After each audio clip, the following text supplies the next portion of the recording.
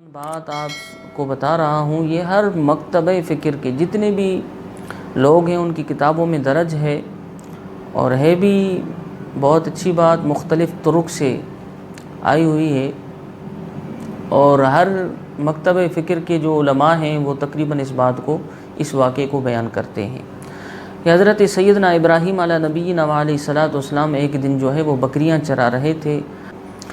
کہ ایک فرشتہ آیا، اس نے آ کے اللہ رب العالمین کی ذات ببرکات کا بہت پیار سے نام لیا۔ تو حضرت سیدنا ابراہیم علیہ الصلوۃ والسلام مصلی سے اٹھے اور اس شخص کی تلاش میں کہ وہ کہاں ہے، نام تو میرے محبوب کا لے رہا ہے، بڑا مزہ آ رہا ہے، لذت آ رہی ہے سننے سے، مگر وہ شخص ہے کہاں، اس کو ڈھونڈنے کے لیے آواز دے رہے تھے، شخص آپ کہاں ہیں؟ تو انسانی شکل میں ایک شخص ظاہر ہوا، تو حضرت سیدنا ابراہیم علیہ السلام نے اس کو کہا کہ آپ میرے محبوب کا نام لے رہے تھے، بڑی مجھے لذت مل رہی تھی، آپ دوبارہ لیں، میں سن لوں تاکہ میں وہ لذت جو ملتی ہے مجھے محبوب کا نام سننے سے وہ مجھے ملے۔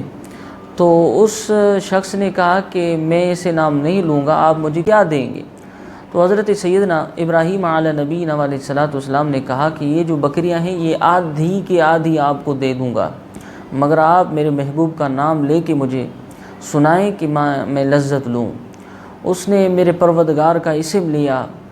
اور بڑے پیار سے لیا، تو میں حضرت سیدنا ابراہیم علیہ نبینا علیہ الصلوۃ والسلام کو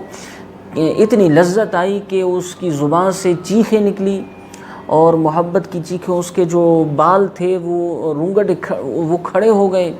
اور کچھ یہ بھی آیا ہے کہ حضرت سیدنا ابراہیم علیہ نبینا علیہ الصلوۃ والسلام اللہ پاک کی محبت میں لبریز تو پہلے سے تھے، اس کے اوپر یہ کیفیت ہوئی جو حضرت سیدنا موسیٰ علیہ الصلوۃ والسلام کو جبل طور کے اوپر ہوئی تھی کہ وہ چیخ کر، وہ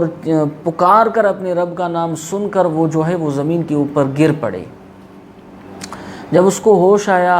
تڑپ ختم ہوئی، پھر کہا، اس کو اتنی لذت آئی کہ وہ مال جو ہے، جو آدھا مال دیا تھا وہ یاد نہ رہا، اتنی لذت آئی۔ تو حضرت سیدنا ابراہیم علیہ السلام پھر ڈیمانڈ کی،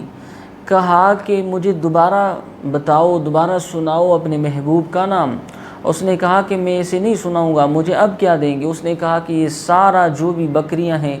جو بھی میرے پاس یہ جانور ہیں، میں سب کچھ آپ کو دے دوں گا۔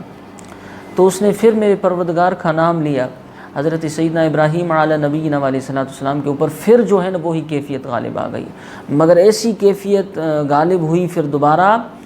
کہ وہ جو پہلے لذت آئی وہ دوسری بار وہ لذت وہ نہ تھی۔ پھر جب اس کو کیفیت ختم ہوئی، پھر وہ جب اٹھا ابراہیم علیہ الصلوۃ والسلام، اس نے پھر ڈیمانڈ کی کہ مجھے میرے محبوب کا نام پھر بتاؤ۔ تو اس پہ اس شخص نے کہا کہ اب تیرے پاس ہے ہی کچھ نہیں، میں اسے کیسے بتاؤں؟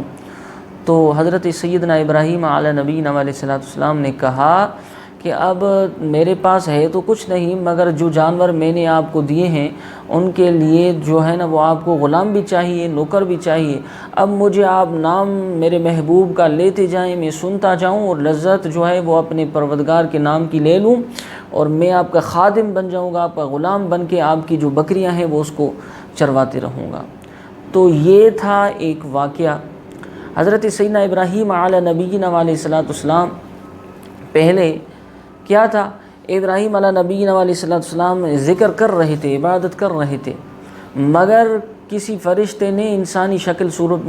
میں آ کر میرے محبوب رب کا، پروردگار کا جب اسم لیا تو عبادت، اپنی عبادت کو چھوڑا۔ آپ طریقت کو سمجھیں کہ سیدنا ابراہیم علیہ نبینا علیہ الصلوۃ والسلام اٹھے، اس کو تلاش کرنے لگے۔ کچھ لوگ کہتے ہیں، سوال کرتے ہیں کہ آپ اللہ والوں کے پاس کیوں جاتے ہیں؟ آپ کے محلے میں مسجد نہیں، آپ گھر میں عبادت نہیں کر سکتے، کیوں جاتے ہیں اللہ والوں کے پاس؟ بھائی یہ ہم سے نہ پوچھو، یہ حضرت ابراہیم علیہ الصلوۃ والسلام سے پوچھو، یہ حضرت ابراہیم علیہ السلام کی سنت ہے۔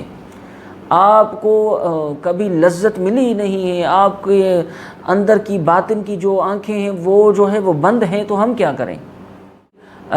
رب کے عاشق نبی خلیل نبی حضرت سیدنا ابراہیم علیہ نبینا علیہ الصلوۃ والسلام سے پوچھ کہ وہ نبی ہو کے اس شخص کو کیوں کہہ رہا تھا خادم ہو کے رہوں گا، ان کو چرواؤں گا اور آپ کا خادم رہوں گا، آپ کا غلام بن کے رہوں گا، مگر اس شرط کے